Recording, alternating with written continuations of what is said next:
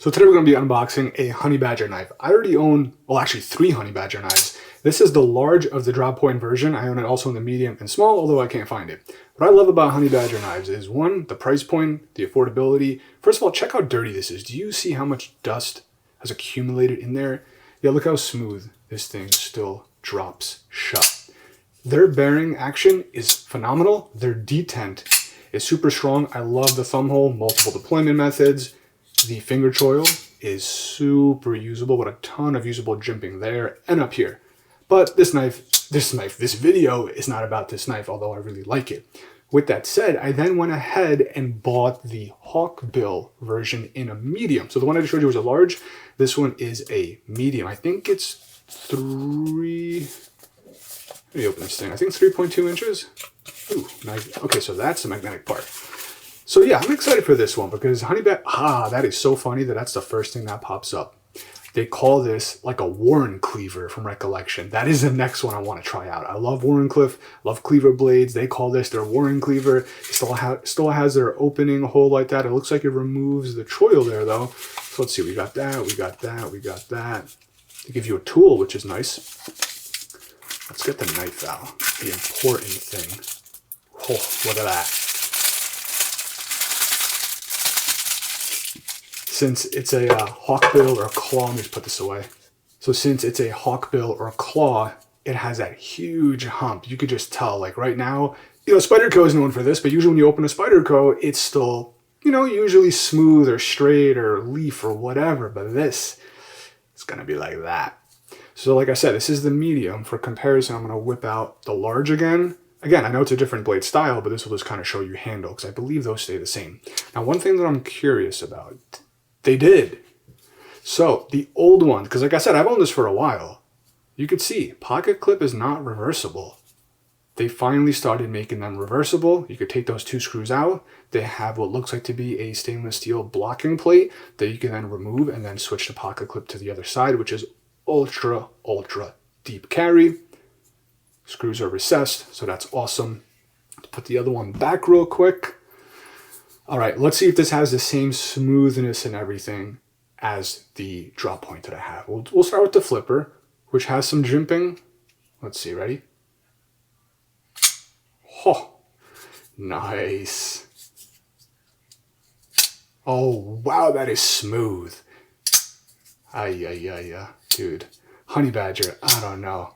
I feel like they need to be more well known. So this one here is actually an 8CR13 MOV. This is their super budget line of knives. The good thing is they do make it in D2 if you want something that's a little bit stronger of a steel that's going to last longer. What's cool about this one is, unlike the Warren cleaver, first of all, this thing feels freaking awesome in the hand. This ramp right here, not to mention there's a ton of usable jimping right there. This ramp, this is like aggressive jimping. But just enough, not like where it's annoying, but it's just enough where you ain't moving. That's the one thing about honey badger. They have jimping everywhere. Over here, same as here. You grip it like this, this is an insanely comfortable grip right here. Crazy comfortable. Even back here with that thumb ramp. And then the texture with that honeycomb. I know they're called honey badger. They added the honeycomb texture over here. Basically, this knife just is a budget workhorse, is the way I'm going to word it. A budget workhorse of a knife. Let it be if you want the Hackbill, or if you want the drop point, or if you want the Warren cleaver. These knives just, see, this is the one thing. The other one I could put my finger, this one my finger wants to slide in. So you just got to be careful, make sure it's out, and you can still do that. This thing just is a budget monster, in my opinion. You can slow roll it. That's why I love thumb hole knives. They're awesome. So, like I said, it's very basic. You have these plasticky FRN handles. You have 8CR in my example, but you do have weight relief, as you can see. I don't have a flashlight, but you can easily see right there. 1, 2, what looks like to be possibly 3 right there. So you do have some weight relief. It feels great in the hand. Is it sharp out the box? It's a good question. Let's see. Let me get a piece of paper, because I almost feel like this might not be as sharp as expected. Let's see. All right, so I have this like piece of paper that's been, it's not in great condition, so it's going to be harder to get a clean cut. But this is going to be, yeah, I already said I don't feel like it's sharp, so let me try and not let it fail even more. Let's see.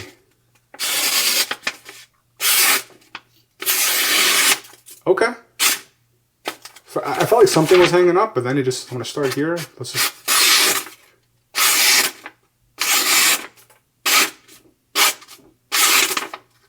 Something might be hanging up in the middle. Again, this is a very budget-friendly knife. The steel is...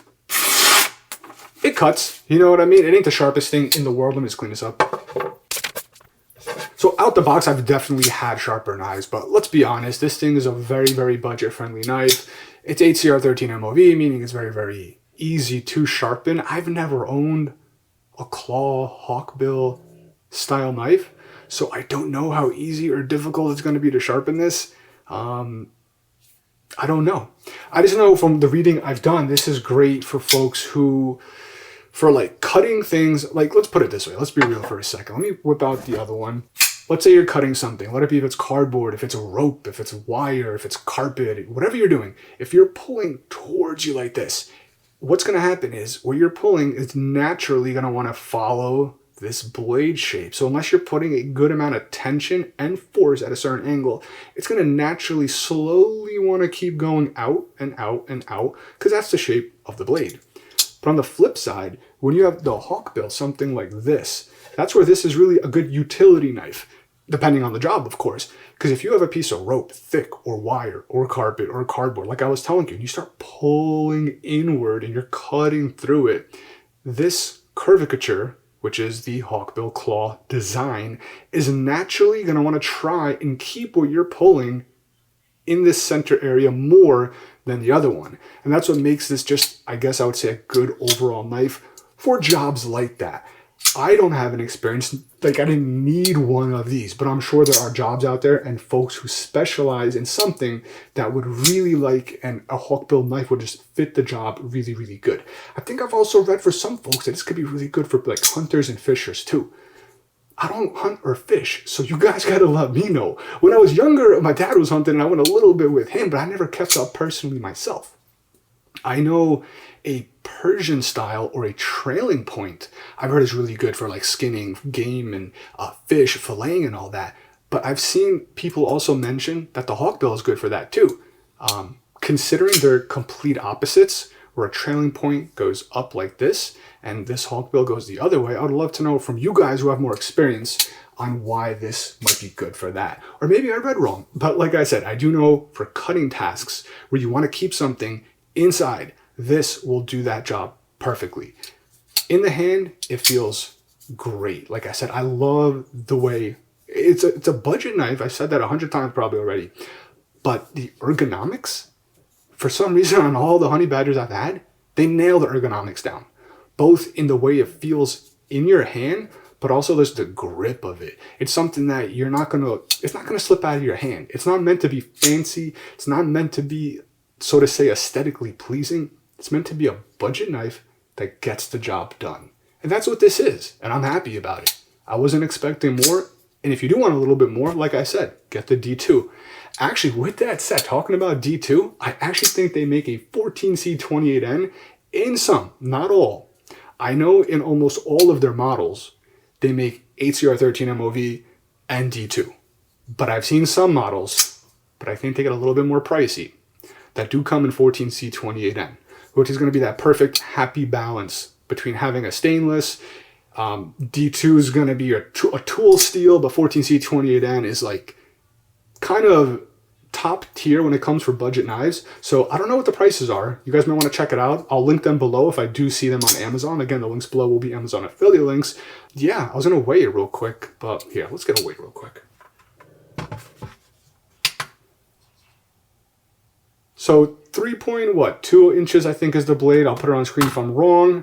And this comes in at 3.32. So those are some great ratios there. So yeah, like I said, I was ending the video before that anyway. Subscribe if you're interested in more. Drop a comment, follow for more, and also follow on TikTok. I have a lot of cool content on there too. Thanks a lot.